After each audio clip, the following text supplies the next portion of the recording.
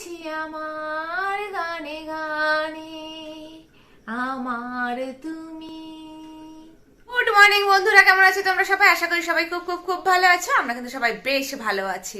তো আজকে ব্লগটা আমি এখন থেকে শুরু করছি, আর এখন কিন্তু অনেকটা বেজে গেছে। এখন বাজে 11:20 বাজে, সকাল 11:20 বাজে। আমি আজকে ব্লগটা এখান থেকে স্টার্ট করছি। এর আগে সবার ব্রেকফাস্ট করা হয়ে গেছে, চাটা সবকিছুই হয়ে গেছে, সব কাজই হয়ে গেছে। আমি রান্নাঘরের আগেও একবার এসেছিলাম, এসে কিছুটা কাজ করে গেছি। আর বাবা আজকে সবজি বাজার করে নিয়ে এসছে, যার জন্য রান্নাটাও বসাতে আজকে দেরি হয়ে যাচ্ছে। তো চলো তোমাদেরকে দেখাই কি কি সবজি নিয়ে এসছে, আর ওইগুলো তোকে আবার ঠিকঠাক করে রাখতে হবে, তারপরে কি রান্না করব সেটা ডিসাইড করব।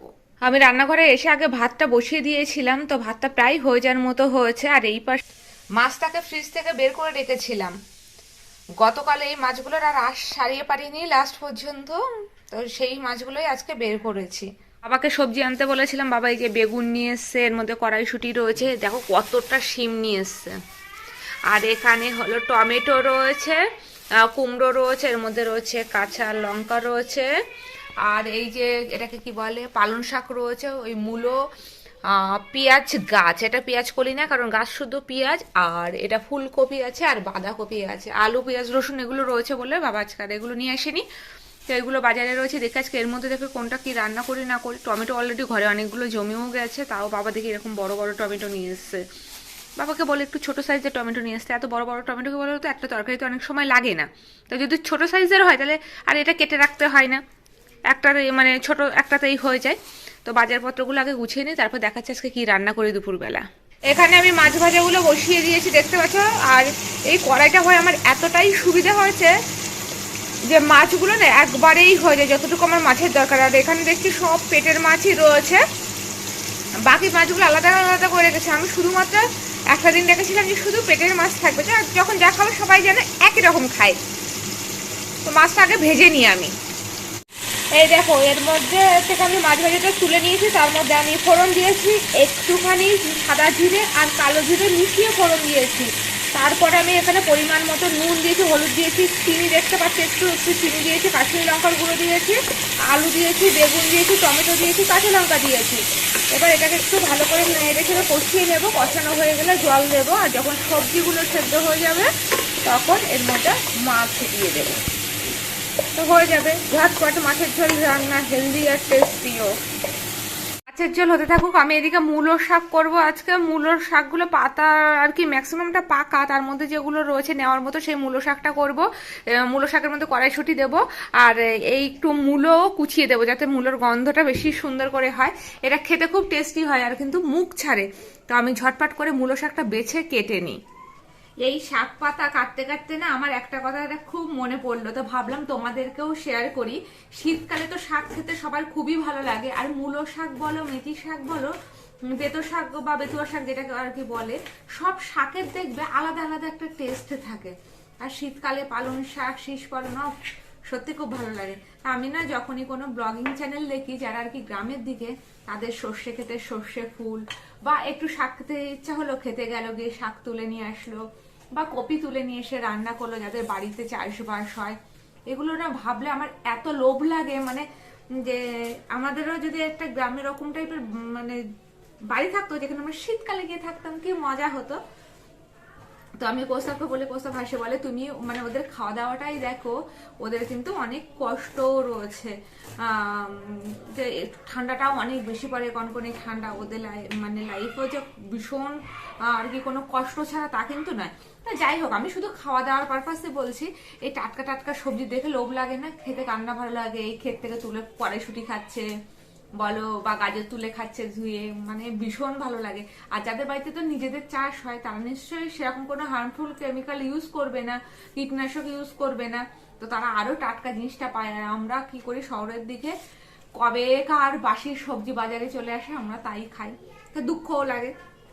তবে আমি শাক পাতা ম্যাক্সিমাম ফেলি না, আমি ডাঁটা শাক বলে যে কোনো শাকের পাতা দিয়ে আলাদা করে শাকই করে নিই ম্যাক্সিমাম টাইম, কারণ আমার ভালো লাগে শাক পাতা খেতে, আর ঘরে হয়ও শাক পাতা এইভাবে। আর কি হয়, পাকুম বলো, সবাই আমরা শাক খেতে একটু ভালোই বাসি, শাকের তো দরকার আছে বলো।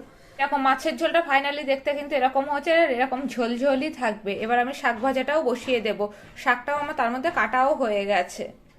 আমি এখানে শাক ভাজাটা বসিয়ে দিয়েছি, আর ফোড়ন দিয়েছি হলো কালো জিরে আর শুকনো লঙ্কা। শুকনো লঙ্কা ফোড়ন দিলে না খুব সুন্দর শাকের মধ্যে একটা গন্ধ থাকে। আর আরেকটা রিজন হলো কাঁচা লঙ্কা দিলে শাক যেহেতু সবুজ মিশিয়ে যাবে, খাওয়ার সময় অতটা বোঝা না গেলে খুব জোর ঝাল লাগবে, যার জন্য আমি শাকে ম্যাক্সিমাম টাইম শুকনো লঙ্কাই ফোড়ন দিই, ম্যাক্সিমাম না প্রায়ই বলতে পারো। এবার শাকের মধ্যে আমি নুনের পরিমাণটা কি করে একবারে আমি দিতে পারি, চলো তার উপর একটা টিপস বলি।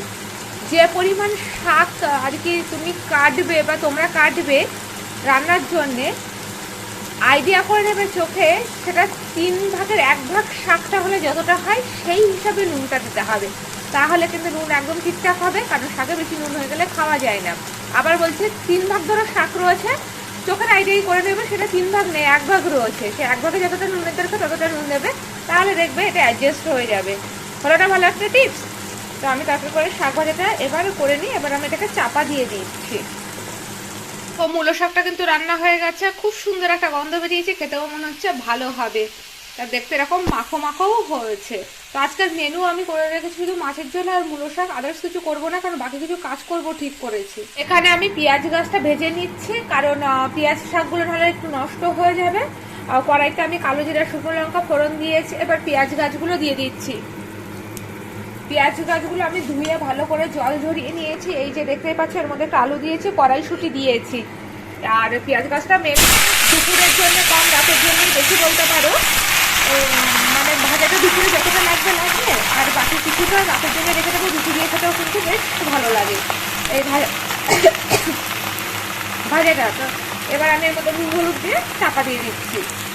সিংটাতে কেমন ভাবে বাজে ভাবে জল জমে গেছে, কারণ মাছ সারিয়েছিলাম, মনে হয় মাছের আস্তে আস্তে কিছু লেগেছে, আমি এতটা তো তুলেছিলাম তখনই।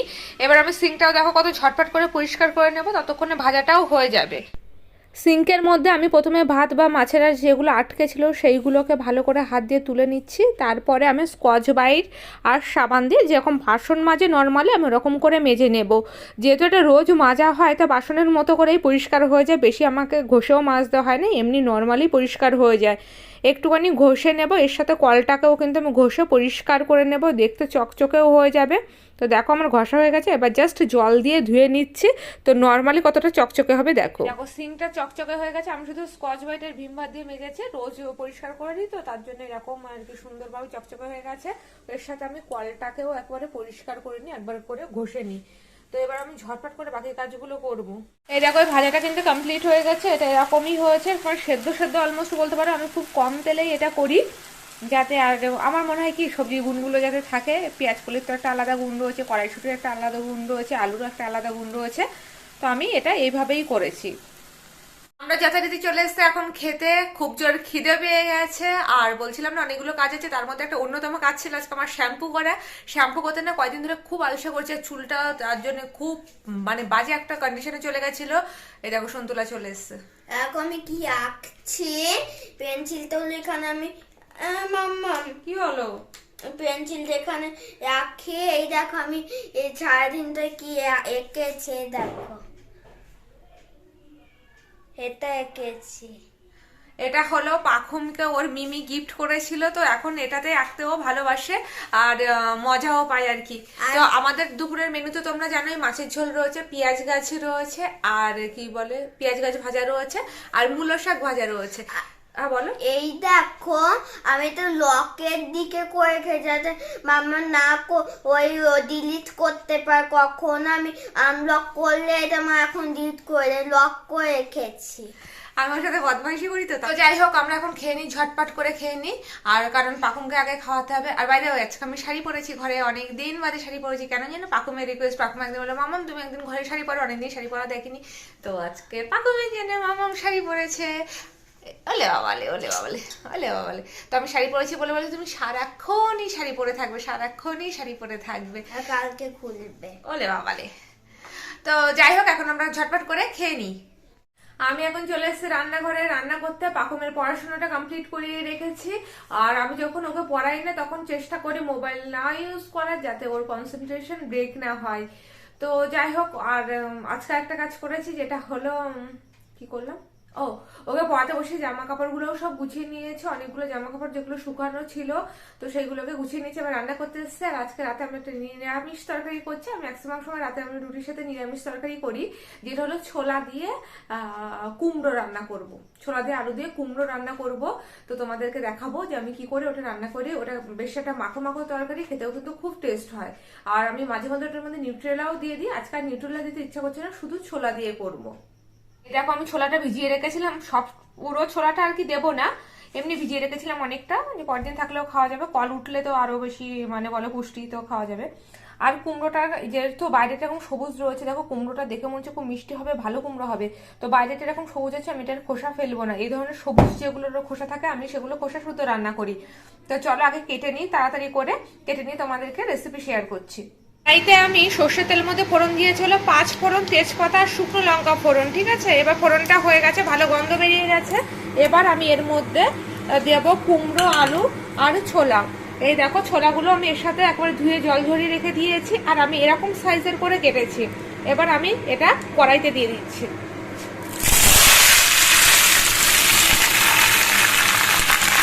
যেহেতু কুমড়োটা আমি এরকম করে কেটেছি বলে আলুটাও তার সাথে একটু সামঞ্জস্য রেখে ভালো করে এভাবে কেটেছি। এবার এর মধ্যে পরিমাণ মতো নুন, হলুদ দেবো, আর কাঁচা লঙ্কা দেবো, আর একটু টমেটোও আমি এর মধ্যে অ্যাড করবো। তবে টমেটোটা এক্ষুনি না, যেটা ভালো করে ভাজা ভাজা হয়ে যাবে তারপর আমি নুন, হলুদ আর টমেটো দেবো। দেখো একটু ভাজা ভাজা হওয়ার পরে না আমি এর মধ্যে ভিজে দিয়েছি, বলে দিয়েছি নুন দিয়েছি, পরিমাণ মতো হলুদ দিয়ে দিয়েছি, একটু কাশ্মীরি লঙ্কার গুঁড়ো দিয়েছি, আর এরকম সাইজে মানে টুকরো করে একটা টমেটো আমি কুচিয়ে দিয়েছি। এটা আরেকটু ভালো করে ভাজা ভাজা হয়ে যাবে। অর্থাৎ যখন এই যে জল জল ব্যাপারটা, এই যে দেখতে পাচ্ছি যে জল জল ব্যাপারটা শুকিয়ে যাবে, তারপরে কিন্তু আমি এর মধ্যে জল দেবো। তো ততক্ষণ পর্যন্ত এটা ভালো করে কষিয়ে নেব। তোমায় পেয়ে হায় যে মনে আর জনমেও সাথী ছিলাম, আমরা দুজন মনের সুখে অনেক জনম ঘুরে এলাম, চিরদিনই থাকবে কি আমাদের এই ভালোবাসা, বলছি তোমার কানে কানে আমার তুমি, বলছি আমার গানে গানে আমার তুমি। আর জানি না, যাই হোক গানটা মনে পড়লো আর করতে ইচ্ছা করলো, তাই তোমাদেরকেও শোনালাম। আর ততক্ষণে তরকারিটাও হয়ে যাবে আর আমার আটাটাও মাখা হয়ে যাবে। আর তরকারিটা কেমন মানে লাস্ট ফিনিশিং এ কেমন হচ্ছে অবশ্যই তোমাদেরকে দেখিয়ে দিচ্ছি। তরকারিটা ফাইনালি দেখতে বন্ধুরা এরকম হচ্ছে। এর থেকে বেশি আমি আর মাখো মাখো করলাম না, কারণ এই আলুগুলো না ঝোলটা একটু ঝোল টেলে নিলে আর একটু মাখো মাখো হয়ে যাবে, আর না হলে পাখম রুটি দিয়ে খাওয়ার সময় বলবে মামাম ঝোল দাও ঝোল দাও। তো ফাইনালি দেখতে এরকম হচ্ছে, এটা খেতে খুব টেস্টি হয়। ও হ্যাঁ, আমি লাস্টে একটু চিনি দিয়েছিলাম, চিনির পরিমাণটা ভীষণ কম দিয়েছিলাম, কারণ যেহেতু এটা কি বলে কুমড়ো মিষ্টি জিনিস, তাই চিনির পরিমাণটাও কিন্তু কম দিয়েছিলাম। তো বন্ধুরা তরকারিটা হয়ে গেছে, দেখে ফেলেছো কিভাবে রান্না করেছি, দেখে ফেলেছো। যারা এখন এইভাবে রান্না করে খাওনি তারা করে খেয়ে ফেলো, কারণ খুব টেস্টি হয়। আর হেলদি তো বটেই, ছোলা কুমড়ো এগুলো তো হেলদি, তো হেলদি তো বটেই। এবার আমি ঝটপট রুটিগুলো করে নেব। আর কি বলবো, ও হ্যাঁ, ব্লগটা আমি এখানেই এন্ড করছি আজকের মতো। যদি ব্লগটা ভালো লেগে থাকে তাহলে লাইক, শেয়ার, কমেন্টস করতে কিন্তু একদম ভুলবে না। আর মুখার্জি ফ্যামিলি ব্লগসকে অবশ্যই সাবস্ক্রাইব করে রেখো। আর কি করবে, ভর্তি ভর্তি কমেন্টস করবে পাখুমের জন্য, কারণ পাখুম কমেন্টস করতে খুবই ভালোবাসে। তো চলো দেখা হচ্ছে আরেকটি সুন্দর নেক্সট ব্লগে। তো চলো এখনকার জন্য সবাই টাটা, গুড নাইট।